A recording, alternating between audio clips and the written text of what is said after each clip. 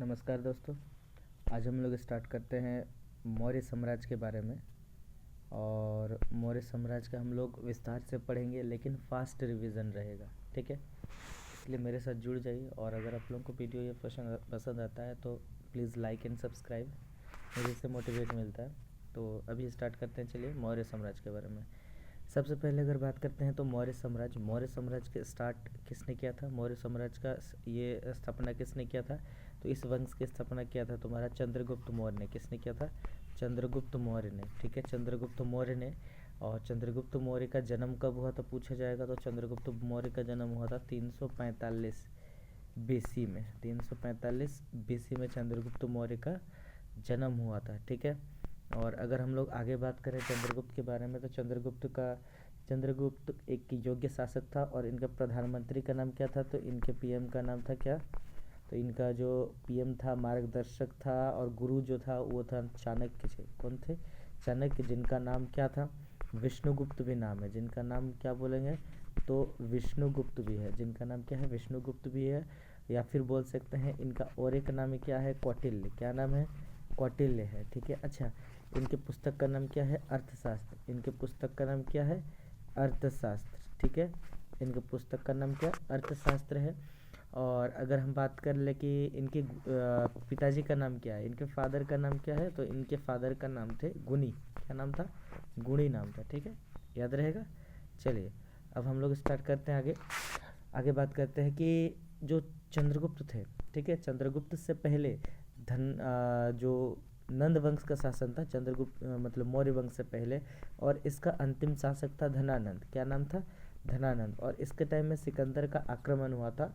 और सिकंदर ने सबसे पहले अगर बात करेंगे तो सिकंदर ने, जैसे ये मेरा इंडिया है, ये हम लोग का इंडिया है, यहाँ पर तक्षशिला था। क्या था?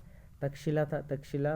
और यहाँ पर एक जो राजा था, तक्षशिला का एक राजा था, जहाँ पर वहाँ पर जो स्कूल था, यहाँ पर जो महाविद्यालय था, उस महाविद्यालय के गुरु का नाम था चाणक्य जी थे, ठीक है, वो गुरु थे चाणक्य थे। और अगर बात करेंगे तक्षशिला के राजा का नाम क्या था, तो तक्षशिला का राजा का नाम था अंबिक। क्या नाम था? अंबिक। ये अयोग्य शासक था और इन्होंने जो सिकंदर था, सिकंदर की अधीनता स्वीकार कर ली थी, ठीक है, सिकंदर की अधीनता स्वीकार कर ली थी अंबिक ने। फिर जैसे जैसे जैसे यहाँ से आगे बढ़ता है तो यहाँ पर एक जगह है पोरस। क्या नाम है? यहाँ पर एक राजा था, पोरस का राजा। और इस जगह ये जो पोरस था, इन्होंने सिकंदर की सेना के साथ बहुत बहादुरी से लड़ा था। सिकंदर की सेना के साथ बहुत बहादुरी से लड़ा था, जिससे सिकंदर की उनकी पत्नी का नाम था रेक्सोना। क्या नाम था उनकी पत्नी का नाम? रेक्सोना था। इन्होंने पोरस के हाथ में राखी भी बांधी थी और पोरस को कुछ जमीन लौटा भी दी थी। पोरस को कुछ जमीन लौटा भी दी थी, ठीक है, याद रहेगा। आगे बात करते हैं। अब जैसे ही अब वो आगे आना चाह रहा था मगध साम्राज्य की ओर, मगध साम्राज्य की ओर वो आगे बढ़ रहे थे। अच्छा, ये जो पोरस के साथ जो युद्ध हुआ था, पोरस के साथ जो युद्ध हुआ था, ये कौन सी नदी के किनारे हुआ था? ये हुआ था तुम्हारे झेलम नदी के किनारे। कौन सी नदी है? झेलम नदी के किनारे। और यहाँ पर झेलम नदी के किनारे, और इस युद्ध का नाम था हाइडे स्पीच का युद्ध। क्या नाम था? हाइडे स्पीच का युद्ध, ठीक है। हाइडे स्पीच का युद्ध किसके बीच? तो सिकंदर प्लस पोरस के बीच, ठीक है, याद रहेगा। चलो अब आगे बात करते हैं। अब वो मगध साम्राज्य की ओर बढ़ रहे थे, मगध साम्राज्य की ओर बढ़ रहे थे। तो वहाँ पर जैसे यहाँ पर एक नदी है, ठीक है, यहाँ पर एक नदी है। इस नदी का नाम है व्यास नदी। क्या नाम है? व्यास नदी। इस नदी को पार करने से इनकार कर दिया था उनकी सेना ने, और इनकी सेना में शामिल हो गया था चंद्रगुप्त मौर्य, ठीक है, उनकी युद्ध कौशल को सीखने के लिए, ठीक है। तो व्यास नदी को पार करने से उनकी सेना ने मना कर दिया। अब जब वो वापस लौट रहे थे भारत से जब वापस लौट रहे थे, तो वो इराक में रुक गए थे। कहाँ पर रुके थे? इराक में रुक गए थे। इराक में रुक गए थे।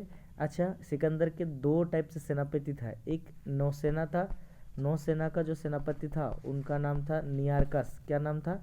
नियारकस नाम था। नौसेना का सेनापति का क्या नाम था? नियारकस था, ठीक है। और एक सेनापति था थल सेना वाला, तो उसका नाम था सेल्यूकस निकेटर। क्या नाम था? सेल्यूकस निकेटर था, ठीक है, सेल्यूकस निकेटर नाम था, ठीक है, याद रहेगा। चलो आगे बढ़ते हैं। सॉरी, अब सेल्यूकस निकेटर था। और अब देखो, जब इराक में रुके हुए थे तो वहीं पे सिकंदर का डेथ हो जाता है, सिकंदर का डेथ हो जाता है। और जो उनका घोड़ा था, सिकंदर के घोड़ा का नाम था बुके फराल। क्या नाम था? बुके फराल। तो क्वेश्चन एक पूछा जाता है कि बुके फराल का मकबरा कहाँ है, तो उनके घोड़ा का नाम था, तो उनका मकबरा कहाँ पे? बुके फराल का मकबरा इराक में है। इराक में कहाँ पर? तो बेबीलोन जगह पे है। कहाँ पे? बेबीलोन जगह पे है। ठीक है, याद रहेगा।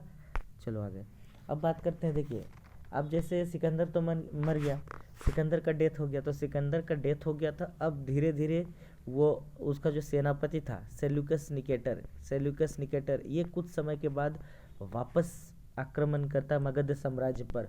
और उस टाइम पे मगध साम्राज्य पर बैठा हुआ रहता है चंद्रगुप्त मौर्य। कौन रहता है? चंद्रगुप्त मौर्य बैठा रहता है। सेल्यूकस निकेटर ने आक्रमण किया तो सेल्यूकस निकेटर को चंद्रगुप्त मौर्य ने हरा देता है। तो उस समय क्या होता है कि जो सेल्यूकस निकेटर है, अपनी बेटी, इसकी बेटी का नाम था कार्नेलिया। क्या नाम था? कार्नेलिया। ठीक है, कार्नेलिया नाम था, या फिर हेलेना भी बोल सकते हैं। ठीक है, क्या नाम था? हेलेना या कार्नेलिया का विवाह कर दिया। किसके साथ? चंद्रगुप्त मौर्य के साथ विवाह कर दिया।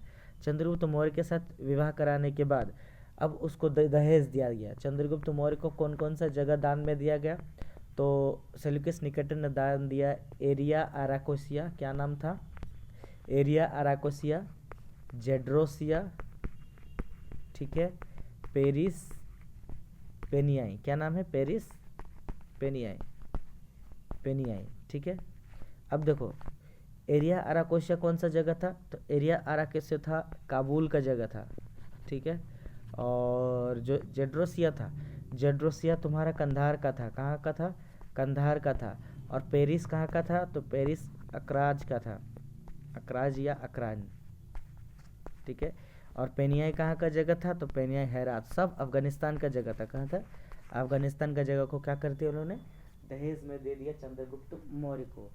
अब आगे की ओर बढ़ता है। आगे की ओर बढ़ने के बाद क्या होता है कि अब चंद्रगुप्त मौर्य ने भी अपने ससुर यानी सेल्यूकस निकेटर को हाथी दान दिया। कितना हाथी दान दिया था? तो 500 हाथी दान दिया था। कितना हाथी दान दिया था? 500 हाथी दान दिया था चंद्रगुप्त मौर्य ने सेल्यूकस निकेटर को। और ये हाथी लाया कहाँ था? तो उड़ीसा झारखंड की तरफ से लाया गया था। झारखंड प्लस उड़ीसा की तरफ से लाया गया था। याद रहेगा। चलिए अब आगे बढ़ते हैं। सेल्यूकस निकेटर ने एक दूत भी भेजा। उस दूत का नाम था मेगास्थनीज। क्या नाम था? मेगास्थनीज। इनका एक पुस्तक है इंडिका। इसमें चंद्रगुप्त मौर्य के साम्राज्य के बारे में चर्चा है इंडिका पुस्तक में। ठीक है, और इंडिका पुस्तक लिखा किसने? तो मेगास्थनीज ने लिखा है। मेगास्थनीज कहाँ का था? मेगास्थनीज किसका दूत था? सेल्यूकस निकेटर का दूत था। ठीक है, और इसमें मगध वंश की जानकारी मिलती है। ठीक है, अब देखिए, अब आगे बात करते हैं। बंगाल में एक जगह है जिसका नाम है महास्थान। ठीक है, यहाँ पर मौर्य साम्राज्य के पूर्वी जो जगह है उसकी जानकारी मिलती है। वहाँ पर अकाल वगैरह पड़ा था, तो उस टाइप पे कैसे मतलब हेल्प किया था, तो वहाँ पर महास्थान जगह है। तो पूर्वी जानकारी कहाँ से मिलती है? पूर्वी साम्राज्य की जानकारी महास्थान से मिलती है चंद्रगुप्त मौर्य की। उसके बाद यूपी में एक जगह है जिसका नाम है शाहगोर अभिलेख। क्या नाम है? शाहगोर अभिलेख। क्या नाम है? शाहगोर अभिलेख। तो इस अभिलेख में क्या है? इस अभिलेख में चर्चा है कि उस टाइम अकाल पड़ा था तो चंद्रगुप्त मौर्य ने कैसे कैसे हेल्प किया था यूपी के शाहगोर में। तो उस जगह का, उस अभिलेख का नाम है शाहगोर अभिलेख। ठीक है, और ये चंद्रगुप्त मौर्य ने बनवाया था। किसने बनवाया था? चंद्रगुप्त मौर्य ने बनवाया था। ठीक है, एक जगह है गुजरात में। गुजरात में एक अभिलेख है तुम्हारा, जैसे गुजरात में एक अभिलेख बनवाया था सुदर्शन झील के सामने। इस सुदर्शन झील का निर्माण किसने कराया था? तो चंद्रगुप्त मौर्य ने कराया था। चंद्रगुप्त मौर्य ने कराया था। और इस झील का पुनर्निर्माण किसने कराया था? तो रुद्रदामन ने किया था। शक शासक था, तो रुद्रदामन शक शासक था। ठीक है, रुद्रदामन ने इस सुदर्शन झील का पुनर्निर्माण कराया था। ठीक है, आगे बात करते हैं। चंद्रगुप्त जो मौर्य है हम क्या बोले कि पूर्वी भाग की जानकारी कहाँ से मिलती है? तो महास्थान जगह जो है बंगाल में, वहाँ से मिलती है। और पश्चिमी भाग की जो जानकारी मिलती है वो मिलती है जूनागढ़ अभिलेख। कहाँ पे है? जूनागढ़ अभिलेख। जूनागढ़ अभिलेख से किसकी जानकारी मिलती है?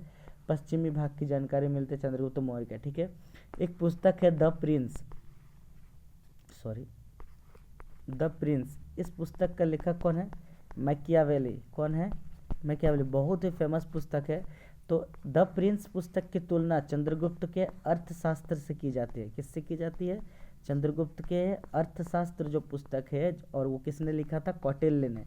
किसने लिखा था? कौटिल्य यानी विष्णुगुप्त ने, जो चंद्रगुप्त मौर्य का जो पीएम या फिर प्रधानमंत्री या फिर बोल सकते हैं जो उनका गुरु थे, उनका नाम था कौटिल्य। उन्होंने अर्थशास्त्र पुस्तक लिखा है और इस अर्थशास्त्र पुस्तक की तुलना किससे की जाती है? द प्रिंस पुस्तक से की जाती है। यानी पूछा जाए अगर कि भारत का मैकियावेली कौन है, तो भारत का मैकियावेली है तुम्हारा कौटिल्य या चाणक्य। अगर पूछा जाए कि भारत का द प्रिंस पुस्तक कौन सा है, तो अर्थशास्त्र पुस्तक है। कौन सा पुस्तक है? अर्थशास्त्र पुस्तक है। और इस अर्थशास्त्र में 15 अधिकरण है। कितना अधिकरण है? 15 अधिकरण है इस अर्थशास्त्र पुस्तक में। ठीक है। इसी पुस्तक में लिखा गया है कि राजा के पास क्या क्या होना चाहिए। सप्तांग सिद्धांत दिया गया है, इस पुस्तक में ही लिखा हुआ है। अर्थशास्त्र पुस्तक में ही लिखा गया है सप्तांग सिद्धांत। कौन सा सिद्धांत है? सप्तांग सिद्धांत है। ठीक है, याद रहेगा। इस सप्तांग सिद्धांत में बोला है कि राजा योग्य होना चाहिए, अमात्य योग्य होना चाहिए, जनपद योग्य होना चाहिए, दुर्ग बनाना चाहिए, मित्र योग्य होना चाहिए, धन और कोष जो है रहना चाहिए, और न्याय व्यवस्था होनी चाहिए। ये 7 सिद्धांत दिया गया है। ठीक है, तो मैंने ये ओरली बता दिया इस चीज़ को। अब बातें हैं जैसे चंद्रगुप्त मौर्य को जो सेंड्रोकोटस कहा जाता है। चंद्रगुप्त मौर्य को सेंड्रोकोटस कहा गया है। चंद्रगुप्त मौर्य को क्या कहा गया है? सेंड्रोकोटस कहा गया है। क्या कहा गया है? सेंड्रोकोटस कहा गया है। अच्छा, चंद्रगुप्त मौर्य की मृत्यु कहाँ पे हुई? तो चंद्रगुप्त मौर्य जो भद्रबाहु था, मैं आप लोगों को जब जैन धर्म पढ़ाऊँगा तो जो भद्रबाहु था, भद्रबाहु के साथ वो चल गए थे श्रवण बेलगोला। क्या नाम है? श्रवण बेलगोला पर्वत पर चले गए थे, और वहाँ पर संलेखना विधि द्वारा, जैन धर्म का एक बहुत ही फेमस विधि है मोक्ष प्राप्ति का, तो ये विधि है संलेखना विधि। तो श्रवण बेलगोला पर संलेखना विधि के द्वारा जो है चंद्रगुप्त मौर्य की मृत्यु हुई थी। ठीक है, और ये कब हुआ था? 298 BC में। 298 BC में ये बैठा कब तक गद्दी पे? तो बैठे थे 345 में। ठीक है, 345 में इनका जन्म हुआ था, और डेथ कब हुआ था? 298 में। याद रहेगा। एक पुस्तक है मुद्रा राक्षस, पूछा जाता है इसमें ये पुस्तक किसने लिखी है? तो मुद्रा राक्षस पुस्तक के लेखक कौन है? विशाख दत्त। कौन है? विशाख दत्त। अच्छा, ये पुस्तक जो है, ये पुस्तक में किसकी चर्चा है? इस पुस्तक में चर्चा है धनानंद का पतन के बारे में चर्चा है इसमें। धनानंद का पतन और चंद्रगुप्त मौर्य का उत्थान के बारे में है। मौर्य वंश का उत्थान के बारे में है और धनानंद वंश का पतन के बारे में है। तो ये मुद्रा राक्षस पुस्तक में है। ठीक है, आगे बात करता हूँ मैं। अब इनका बेटा था बिंदुसार। कौन था? बहुत इम्पोर्टेंट रूलर है। ठीक है, बिंदुसार। इस शासक की अगर बात करेंगे, जैसे चंद्रगुप्त मौर्य जैन धर्म का था, बिंदुसार आजीवक एक संप्रदाय होता है, तो उस संप्रदाय का नाम है आजीवक संप्रदाय। क्या नाम है? आजीवक संप्रदाय का जो मानने वाला था ये। ठीक है, और मौर्य वंश का ये पहला शासक था जिसने दक्षिण जो भारत है उसमें विजय प्राप्त कर दी। तो इसको बोला जाता है conqueror of the two land between two seas. ठीक है, तो conqueror of the two land between two seas कहा जाता है। दक्षिण भारत पर विजय प्राप्त करने वाला मौर्य वंश का पहला शासक कौन है? तो बिंदुसार है। याद रहेगा। चलिए आगे। अब मैं बात करता हूँ आगे। तो एक सीरिया या फिर बोल सकते हैं ग्रीक का या फिर सीरिया का एक राजा था। उन राजा का नाम था एंड्रियोकस। क्या नाम था? एंड्रियोकस। ठीक है, तो ग्रीक या सीरिया नरेश जो था एंड्रियोकस, इन्होंने एक राजदूत भेजा था बिंदुसार के दरबार में। उस राजदूत का नाम है डायमेकस। क्या नाम था? डायमेकस। इस राजदूत का नाम क्या था? डायमेकस था। ठीक है, किसने भेजा था? तो सिरियाकनरिस एंड्रियोकस ने। और डायमेकस जो है यानी एंड्रोकस जो है डायमेकस के थ्रू क्या क्या भेजा था? तो ये भेजा था मीठी शराब, मीठी शराब भेजा था, अंजीर भेजा था, ठीक है, और दार्शनिक नहीं भेजा था। क्या नहीं भेजा था? चंद्रगुप्त ने सॉरी बिंदुसार ने दार्शनिक भी बोला था, बट दार्शनिक नहीं भेजा था। मीठी शराब भेजा था और अंजीर भेजा था, दार्शनिक नहीं भेजा था। ठीक है, याद रखिएगा, ये क्वेश्चन बहुत इंपॉर्टेंट है और ये पूछता भी है। ठीक है, आगे बात करते हैं। अब देखिए, मिस्र का एक राजा था। कहाँ का? मिस्र का राजा था। तो मिस्र का जो राजा था उनका नाम था डायमेसियस। सॉरी, मिस्र का राजा का नाम था फिलेडेल्फिया। क्या नाम था? फिलेडेल्फिया। ठीक है, फिलेडेल्फिया। इन्होंने एक राजदूत भेजा जिसका नाम था डायमेसियस। क्या नाम था? डायमेसियस। तो डायमेसियस था, डायमेसियस को भेजा था बिंदुसार के दरबार में। ठीक है, तो पूछा जा सकता है मिस्र के राजा फिलाडेल्फिया ने किसको भेजा था बिंदुसार के दरबार में, या फिर बोल सकता है कि किसके दरबार में डायमेसियस को भेजा था, तो बोलेंगे बिंदुसार के दरबार में। याद रहेगा। अच्छा, कश्मीर में विद्रोह हुआ था। कश्मीर में विद्रोह हुआ था। उस विद्रोह को सुसीम को भेजा गया दबाने के लिए, जो बिंदुसार का बड़ा बेटा था, लेकिन सुसीम नहीं दबा पाया। तब उसके बाद अशोक को भेजा गया। किसको भेजा गया? अशोक को भेजा गया, और उन्होंने कश्मीर के विद्रोह को दबा दिया और श्रीनगर की स्थापना की। किसकी स्थापना की? श्रीनगर की स्थापना की। और श्रीनगर की चर्चा जो है ना, कौन सी पुस्तक में है? तो राज तरंगिनी पुस्तक में है। ये पुस्तक किसकी है? तो कल्हण की है। किसकी पुस्तक है ये? कल्हण की है। ठीक है, याद रहना चाहिए। राज तरंगिनी पुस्तक किसकी है? तो कल्हण की है। अच्छा, अशोक जो है जब वो कश्मीर पे अटैक किया था, कश्मीर के विद्रोह को शांत किया था, उस समय अशोक कहाँ का शासक था? तो उस समय अशोक था अवंती का शासक। क्वेश्चन बहुत इंपॉर्टेंट है, मैं लिख देता हूँ।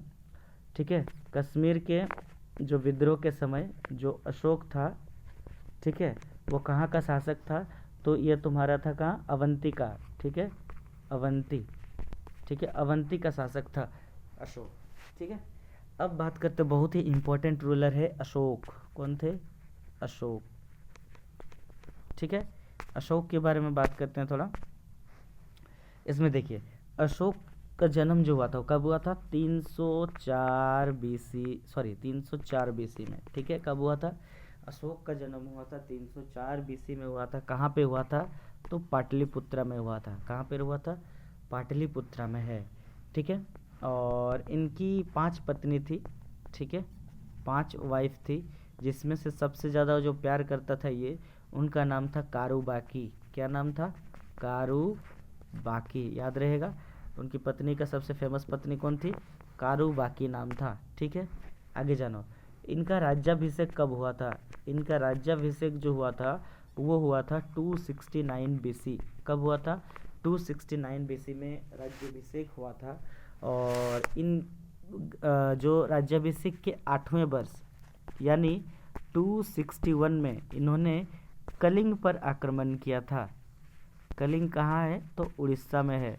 कलिंग कहाँ है? उड़ीसा में है। तो इन्होंने 8वें वर्ष 261 बीसी में कलिंग पर आक्रमण किया था। अच्छा, ये कलिंग पर जब आक्रमण किए थे तो उस टाइम कलिंग का राजा कौन था?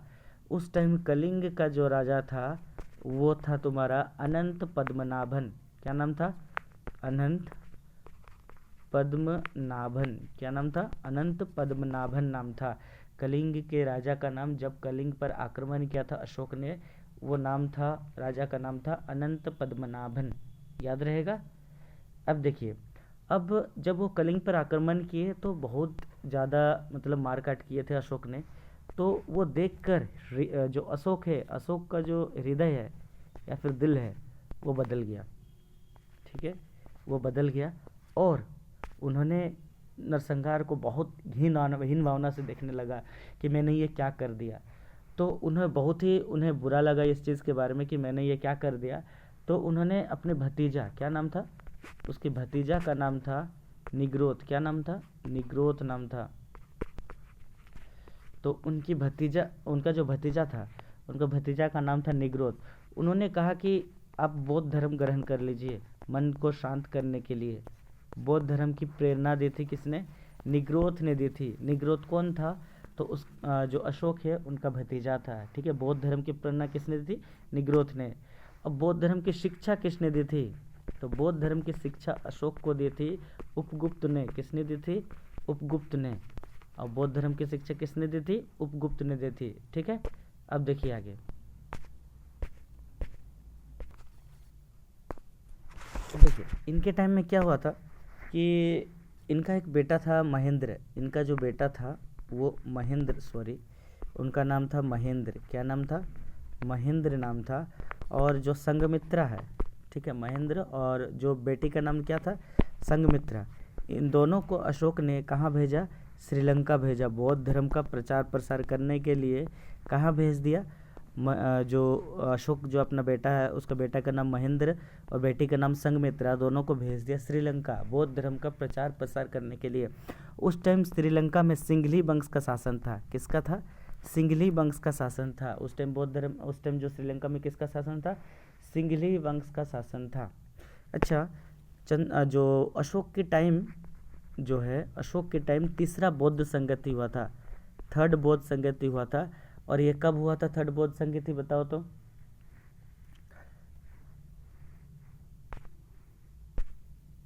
देखिए ये हुआ था आपका 255 बीसी के आसपास हुआ था। कब हुआ था? 255 बीसी के आसपास, ठीक है। और इस टाइम पे हुआ था। और शासक कौन था? अशोक था। इस टाइम पे शासक कौन था? अशोक था, ठीक है, याद रहेगा, ठीक है। मैंने क्या क्या की? थर्ड बौद्ध संगति हुआ था। और कहाँ पे हुआ था? पाटलिपुत्रा में हुआ था। कहाँ पे हुआ था? पाटलिपुत्रा में हुआ था। राजा कौन था? अशोक था। और अगर बोलेगा कि उस टाइम इसकी जो मतलब हेड कौन था, थर्ड बौद्ध संगति में हेड कौन था, तो वो था तुम्हारा थर्ड बौद्ध संगति में कौन था? मोगलीपुत तिस था। कौन था? मोगलीपुत तिस, ठीक है। ये तीस तीस यहाँ से वर्ड समझ में आ रहा है कि तीन तीन तीस तीन तीस तीन, ठीक है, ऐसे आ रहा। तो ये तीसरा बौद्ध संगति में था। मोगलीपुत तीस थर्ड बौद्ध संगति में पाटलिपुत्र में होता और अशोक उस टाइम करा जाता, ठीक है। तो आज की वीडियो में हम लोग इतना ही करते हैं। कल हम लोग अशोक का जितना भी इंस्क्रिप्शंस वगैरह है, जो भी शिलालेख वगैरह या फिर जो भी शिलालेख है, जो भी पत्थर पर उन्होंने लिखाया, ठीक है, तो सारे इंस्क्रिप्शंस के बारे में हम लोग पढ़ेंगे। और ये हम लोग अगला वीडियो में करेंगे, ठीक है। तो अगर वीडियो आप लोगों को पसंद आता है तो लाइक एंड सब्सक्राइब, ठीक है। Thank you.